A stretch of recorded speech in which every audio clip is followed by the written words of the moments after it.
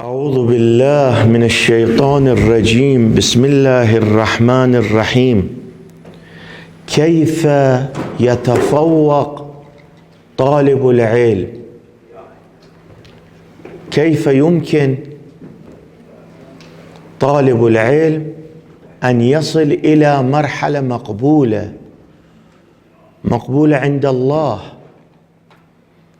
عند رسول الأعظم، عند الصديقة الشهيدة، عند الأئمة، روحي لهم الفداء؟ كيف يتقرب إليهم بحيث إذا طلب من الله سبحانه وتعالى يستجاب طلبه؟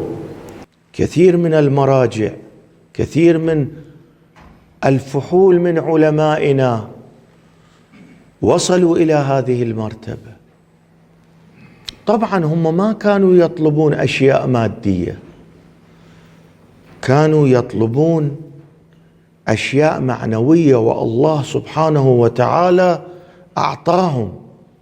من جملة تلك الطلبات هي التوفيق في الدرس، في التحصيل، والخدمة للمسلمين، والخدمة للدين، لأن العلماء يحفظون الدين كما حفظوا الدين المحدثين الذين كانوا ينقلون أقوال أهل البيت إلى الناس، وحفظوا الدين بهذا الشكل.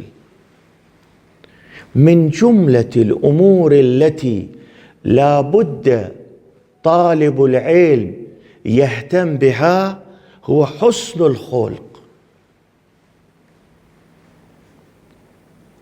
أحبكم إلى الله أحسنكم أخلاقا، هذا كلام رسول الأعظم. أحبكم إلى الله يعني أقربكم إلى الله، الله يحب هذا الشخص من يكون أخلاقه حسن. هذا كلام رسول الأعظم. وإمام الصادق روحي له الفداء يقول: إن مما زين الإسلام الأخلاق الحسنة فيما بين الناس. الناس إذا يشوفون عالم الدين طالب العلم أخلاقه حسنة ينجذبون إلى الدين، يحبون الدين. شوف ايش قد من الناس الذين كانوا كفار ولا يعرفون الإسلام، ربما كان من النصارى أو من اليهود، لما رأى معاملة العالم مع الناس انجذب إلى الدين، أحب الدين بواسطة حسن الخلق. أمير الكون يقول: عود أذنك حسن الاستماع، ولا تصغ إلى ما لا يزيد في صلاحك سماعه، فإن ذلك يصدئ القلوب ويوجب المذام. عود إذانك يسمع أشياء جيدة،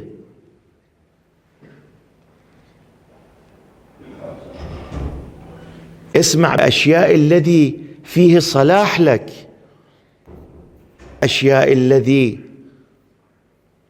لا صلاح فيه، لا حقيقة فيه، لا تسمع، لا تعتني.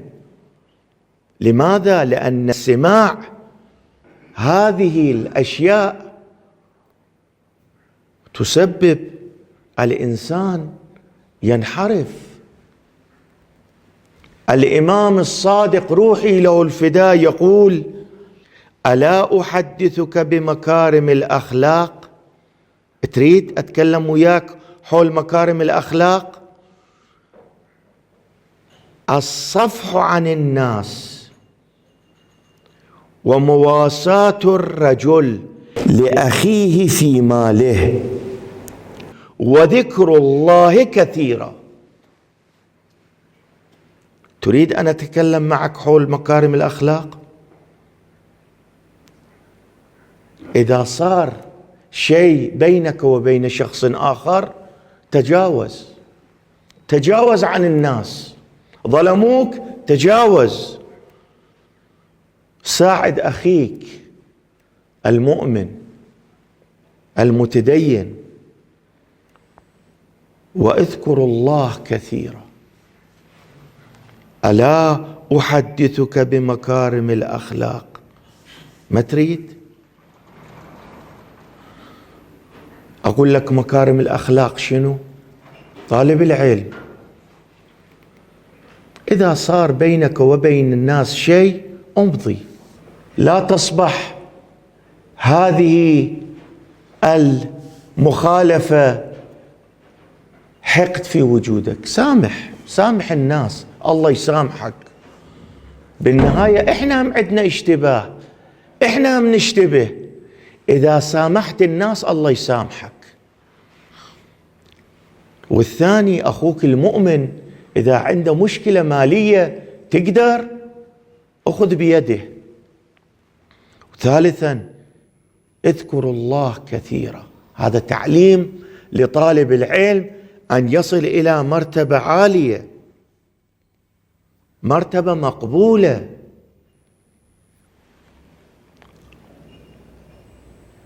عود نفسك بالجميل،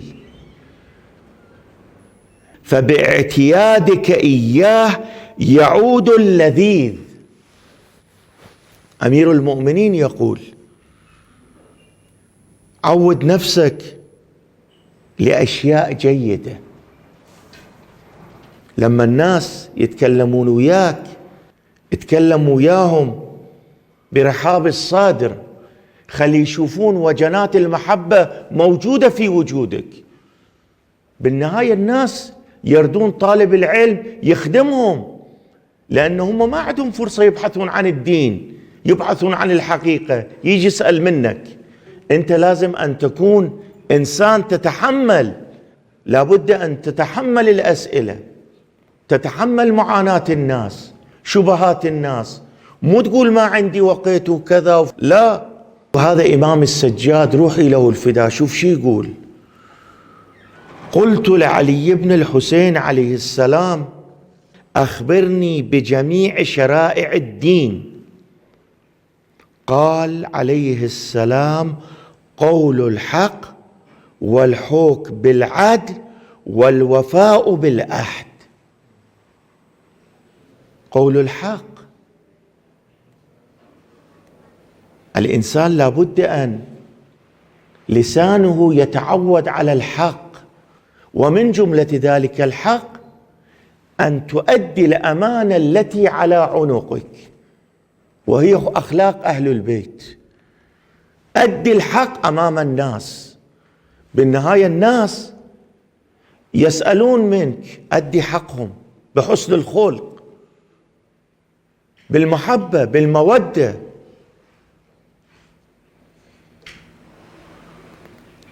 قال أمير المؤمنين روحي له الفداء: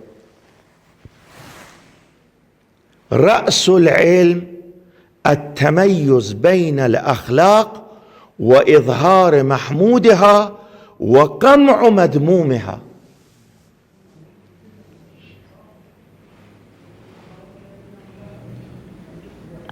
أعلى درجة في المعرفة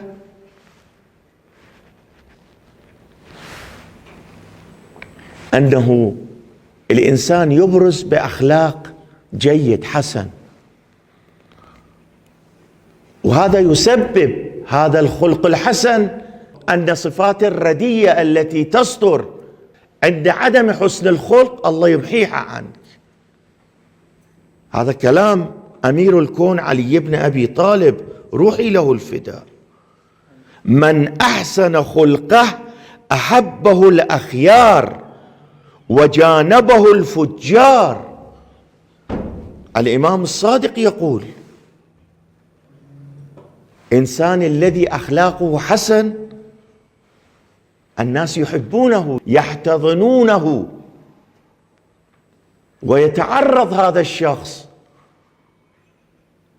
ويتجنب هذا الشخص عن الأشخاص الذين هم لهم صفات غير حسنة، فجار.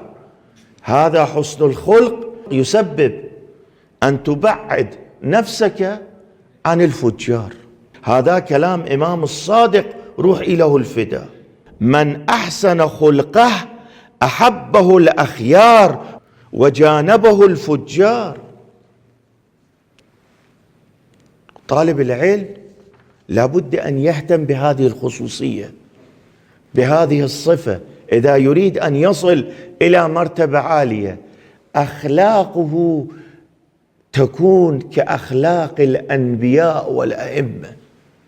من يخاطبه يحس حسن الخلق، يحس اللذة، كأنما يتكلم مع شخص حميم له، يحبه، يقدره، يفضله. هكذا يحس المخاطب. لابد أن تكون بهذا الشكل يا طالب العلم. الله يوفقك، يعطيك مرتبة.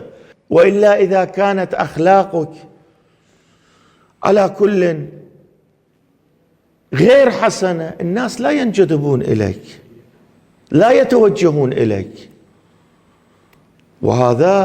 وهذه الصفة من صفات المهمة لطالب العلم. إن شاء الله نستمر بالكلام بالجلسات الآتية، والحمد لله رب العالمين. اللهم صل على محمد.